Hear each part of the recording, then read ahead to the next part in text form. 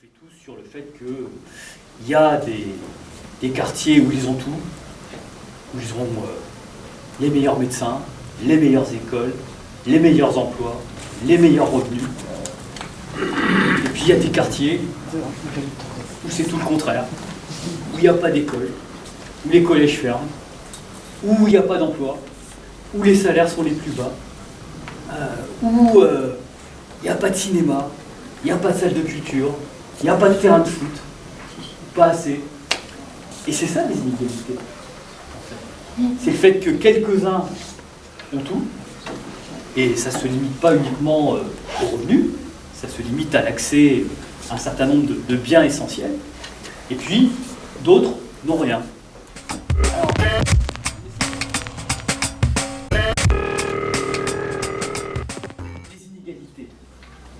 Les inégalités, elles ne sont pas tombées du ciel. Pendant la fameuse période des Trente Glorieuses, les inégalités n'étaient pas aussi importantes qu'aujourd'hui. Aujourd'hui, vous avez la moitié de la population qui gagne, enfin qui a un niveau de vie inférieur à 1700 euros. Vous avez 9 millions de personnes qui vivent en dessous du seuil de pauvreté, c'est-à-dire 1000 euros. C'est ça la réalité. Il y a 5 millions de chômeurs réels qui sont inscrits à Pôle emploi.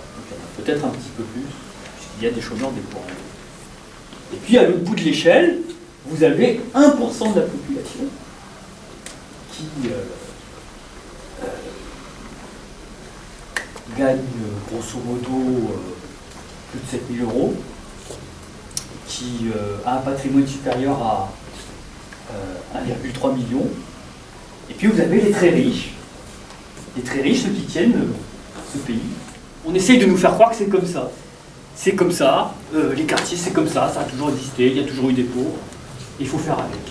Et puis c'est l'anomie sociale, c'est des gens qui dealent, c'est des gens qui vivent de ça. Et puis de l'autre côté, il y a ceux qui ont réussi. Et nous, la question qu'on pose, c'est tout ça, c'est quand même le fruit d'un choix de société. C'est pas arrivé comme ça, c'est pas inéluctable. Et ça peut changer.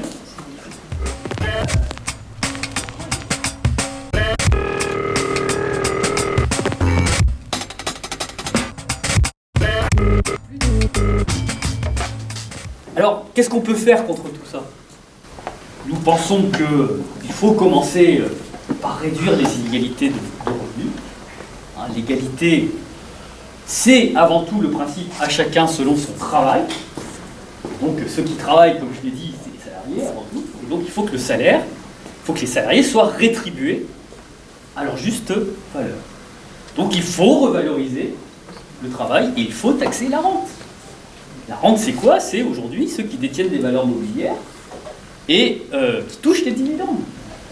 Alors vous aurez remarqué que dans le programme de M. Macron, on veut sortir les valeurs mobilières de l'impôt sur la fortune. Ce qui revient littéralement à gouverner en faveur des rentiers, à faire en sorte que les rentiers ne payent plus l'impôt, comme c'était le cas dans l'Ancien Régime, où les propriétaires fonciers, c'est-à-dire les nobles de l'époque, ne payaient pas l'impôt. Le projet de M. Macron, c'est ça. C'est que les propriétaires d'actions ne payent plus l'impôt sur la fortune. Et donc pour les revenus du travail, évidemment, nous sommes favorables à l'augmentation des salaires, augmentation du SMIC et organisation d'une conférence salariale pour que tous les salaires soient revus dans un éventail qui soit décent. Alors, l'emploi.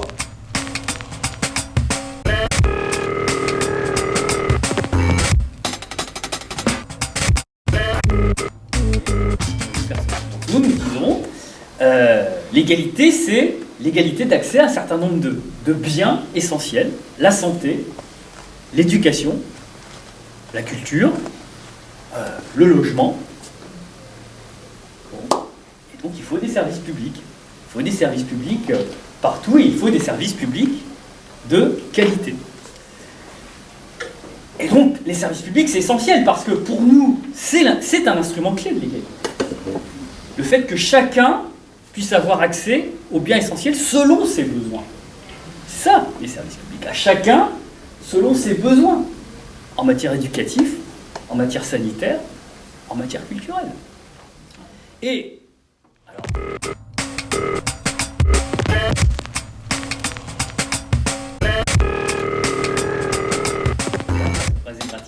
L'égalité devant l'impôt, c'est le fait que chacun paye pour les services publics en fonction de ses moyens, en fonction de sa capacité contributive. Et c'est une des clés de la République. C'est l'article 13 de la Déclaration des droits de l'homme, de financer la solidarité nationale selon ses facultés contributives. Et c'est ça l'égalité devant l'impôt. C'est chacun paye l'impôt pour la collectivité en fonction de ses moyens pour que tout le monde puisse disposer du bien public de qualité selon ses besoins. C'est ça les fondamentaux qu'on a réaffirmés dans le programme, hein, d'où le paquet qu'on met sur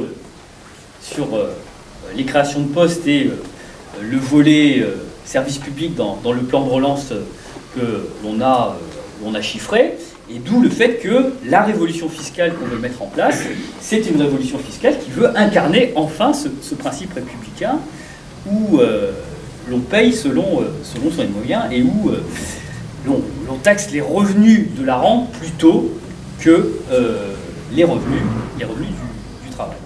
Et donc pour les revenus du travail,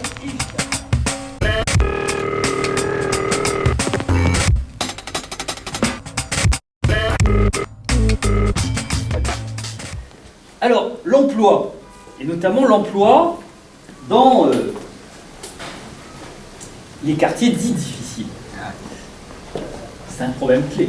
Et là, vous avez raison, tous, de souligner qu'il ne suffit pas de parler de mixité sociale en ce temps comme qui vous savez. Bon, le vrai problème, c'est que s'il n'y a pas d'activité économique là où il y en avait avant, bah, ça va finir en ghetto.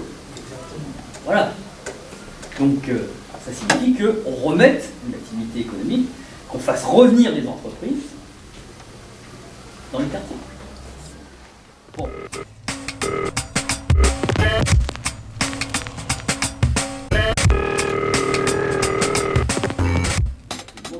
Donc, il y aura des emplois dans le cadre de la transition écologique que l'on va planifier dans les quartiers. Et on va d'autant plus le favoriser que nous allons mettre en place un fonds de solidarité interentreprise qui va octroyer des aides aux PME qui désiraient s'installer là où il y a des projets utiles à mettre en place et il y a des projets d'utilité sociale à mettre en place dans les entreprises, dans les quartiers.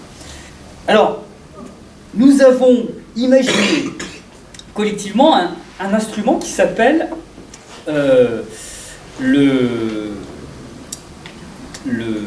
l'État comme employeur en dernier ressort, qui va vous intéresser particulièrement. L'employeur en dernier ressort, l'État employeur en dernier ressort, ça veut dire que l'État s'engage, quoi qu'il en soit, à proposer un emploi à tous les chômeurs dont nous voit. Et quand vous connaissez le taux de chômage ici et le taux de chômage de longue durée, voilà, c'est essentiellement ici que ce type de dispositif doit être mis en place. Alors, de quoi il s'agit? Il s'agit de ce qu'on appelle des contrats coopératifs, c'est-à-dire des contrats, des vrais emplois d'une durée de 5 ans payés au niveau du SMIC, qui seront identifiés en connivence avec les collectivités territoriales, les associations et les entreprises locales, notamment celles de l'économie sociale et solidaire, dans le cadre des expériences territoire zéro chômeur que ATD Quart Monde a initié. Donc ça existe déjà, et nous on propose de généraliser ce dispositif. Et donc, toutes les associations qui voudront le faire, les associations sportives par exemple, il y en a plein dans les quartiers, eh bien, pourront demander des emplois associatifs. Et c'est l'État qui les prendra en charge. Et c'est pas utopique. Un chômeur coûte 15 000 € par an. Donc là, ce qu'on propose, c'est de mettre 5 000 € en plus pour créer un vrai emploi dont pourront disposer les associations. Et là, je vous assure que si on met en place ce type de dispositif dans le cadre d'une connivence avec les collectivités territoriales, votre stade, vous l'aurez. Parce que votre projet, on va l'identifier. Et ce que vous m'avez dit tout à l'heure, c'est que vous avez des équipes, des poussins jusqu'aux 17 ans. Donc c'est un projet qui tient la route. Vous avez un projet éducatif extrêmement intéressant, qui est créateur d'emplois, parce qu'il faut recruter des éducateurs, des entraîneurs, des dirigeants et des gens qui jusqu'alors sont bénévoles, mais pourraient être partie prenante de l'affaire, parce qu'il faut amener les jeunes dans les compétitions, etc. Donc ça, c'est le type même d'activité que nous souhaitons développer avec les contrats coopératifs. Et donc là, vous auriez un financement important, puisque ce dont ont besoin les associations avant tout, c'est de la main-d'œuvre. Hein, c'est des salariés. Et au-delà des subventions que vous donnent les communes, les départements, etc., eh bien, les contrats coopératifs sont un moyen de subventionner le développement des associations à travers l'emploi. Donc ça, c'est un point clé. On avait budgété ça, on avait consacré 6,4 milliards, et il devait y avoir 800 000 emplois coopératifs prévus, et notamment prévus dans les quartiers où aujourd'hui le taux de chômage est extrêmement important. Et parmi ces emplois, il y a des emplois qui vont créer du lien social, qui vont identifier où sont les poches de précarité, qui vont amener les précaires à se réinsérer par l'emploi. Et là où ils ne pourront pas se réinsérer par l'emploi, on les prendra par la main pour qu'ils puissent aller demander les minima sociaux, parce que vous avez aujourd'hui un tiers des ayants droit au RSA qui ne le demandent pas. Et comme notre projet est de mettre le RSA à 1 000 € au niveau du seuil de pauvreté, eh bien, nous pensons pouvoir éradiquer la pauvreté en relevant les minima sociaux et en prenant par la main tout le monde pour les réinsérer soit par le travail, soit ceux qui sont complètement exclus et qui auront du mal à retravailler, eh bien, au moins leur donner un niveau de vie décent. Et il y aura des emplois dans les services d'action sociale pour aller identifier tous ces besoins. Donc, voilà, enfin, je vais pas vous faire tous les détails du programme, vous l'avez dans l'avenir en commun, mais il y a un certain nombre d'exemples dans ce programme qui montrent que, en réfléchissant collectivement à partir du terrain, à partir des contributions des internautes, on a commencé à réfléchir à la façon dont on pourrait s'y prendre. Et la planification de la transition écologique, ça veut dire évidemment aussi que l'on réfléchisse à un nouvel urbanisme, qu'on réfléchisse complètement à la refonte de tout ce qui existe aujourd'hui et qui pose question. Par exemple, le truc là-bas qui sert à rien, là, dont on a parlé. Bon, si on fait la transition écologique, je peux vous dire qu'on va s'en occuper. Déjà, il y a tous les travaux d'isolation à faire. Si on transforme ça en logement social, et on a prévu de construire 200 000 logements sociaux avec un coût de 18 milliards, bon, ça veut dire clairement que les offices HLM auront une feuille de route et là pourront loger véritablement de façon décente et réfléchie les habitants dans des logements qui prendront plus haut, comme on dit, quoi. Bon.